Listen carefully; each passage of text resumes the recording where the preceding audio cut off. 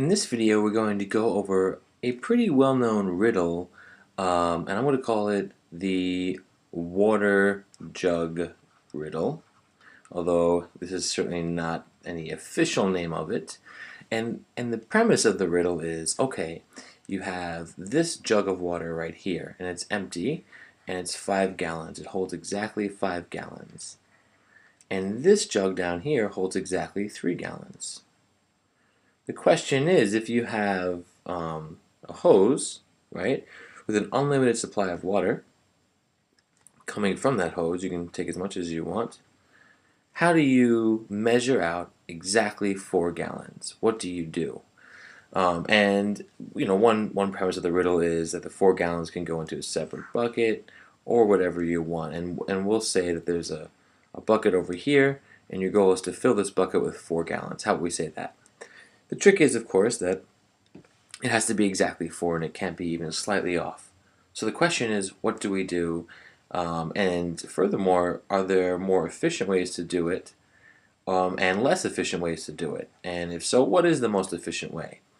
So in this video, I'm going to try and show you the most efficient way I know of getting exactly 4 gallons from these two jugs. And if you want to try it on your own, just pause the video and come back to it because spoiler alert, I'm about to go into how I solve it. So here's what I might do. What I might do first of all, in one approach, is to fill up the 5-gallon jug. And I fill it up all the way, and then I pour that into the 3-gallon jug. I fill this 3-gallon jug up with all the water that's in the 5-gallon jug. Well, what happens then?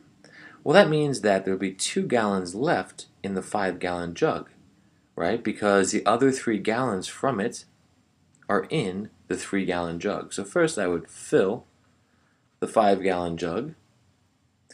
I would empty the 5, I'll call it, into the 3-gallon jug. And now I want to keep track of what's happening here.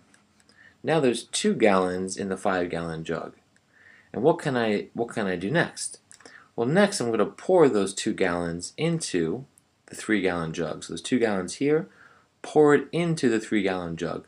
And I guess I should say, of course, first I would empty the 3-gallon jug. And then I would fill it with the 2 gallons that are left in the 5-gallon jug. So then I would pour what remains of 5, which is 2 gallons, into the 3-gallon jug. And now we're actually quite close. So now these 2 gallons have moved from the 5-gallon jug into the 3-gallon jug. And what do we do next?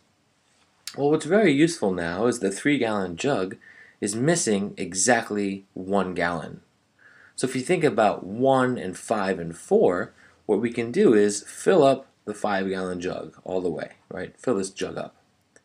And now I'm going to pour whatever I can into the 3-gallon jug. Why? Because right now it's filled up with 2 gallons. And what's left is 1 gallon of space. So if I fill up the 5-gallon jug and I pour it into the 3, it will fill up that 1 gallon.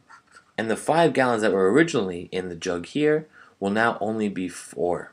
And I get exactly what I need to pour into the 4-gallon jug over here. Or the bucket of water, I should say. If it was exactly 4 gallons, then this riddle would be easy, right? You just fill this barrel up. But now once I pour the 2 into 3, I'll write these steps down. Then I fill the 5. And then I empty 1 gallon from the 5 into the 3-gallon jug. So going back, fill up the 5-gallon jug. Pour it into the 3-gallon jug, right? And there'll be 2 gallons left in the 5-gallon jug. Then I empty the 3-gallon jug and pour these 2 gallons down here into this 5-gallon jug. Okay, now there's 2 gallons resting in the 3-gallon jug. I refill up the 5-gallon jug all the way now. And I pour exactly 1 gallon into the 3-gallon jug, which is what's remaining, and the 4 gallons are remaining here in this jug, the larger one on the left.